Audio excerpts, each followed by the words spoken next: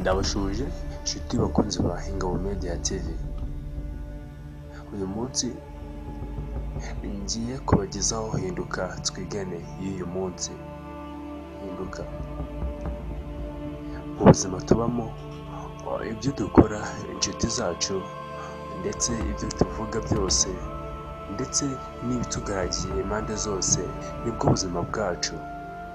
Abantu bamwe na bamwe ntibabasha kumenya impamvu babayeho neza cyangwa nabi. Niba ushaka kumenya impamvu ubayeho nabi, tekereza, ese inshuti zawe nta ruhare zibifitemo?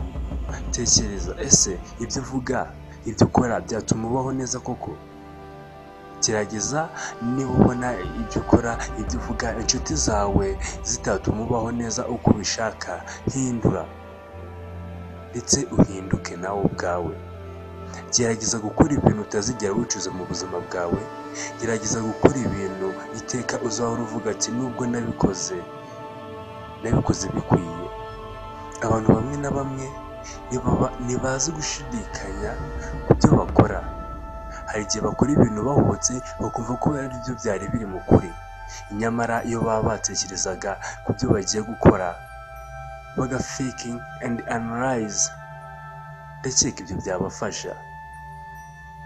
Umuhanga umwe yaritonze aravuga ati, tekereza inshuro 1000 mbere y'uko ugira icyo ukora, ariko nutangira gukora ntuzigere na rimwe usubira inyuma, kandi uzirengera ingaruka z'ibyo uzaba wakoze, zaba ingaruka nziza cyangwa ingaruka mbi. Gerageza gukora ibintu bikwiriye, utazigera wicuza, kandi ugerageze kubana neza n'abantu, kuko igihe uzaba wageze hejuru cyane, nta n'umwe uzigera akwakira neza mu gihe uzaba uri gusubira inyuma, mu gihe uzaba waramubaniye nabi mu buzima bwawe. Hinduka twigane.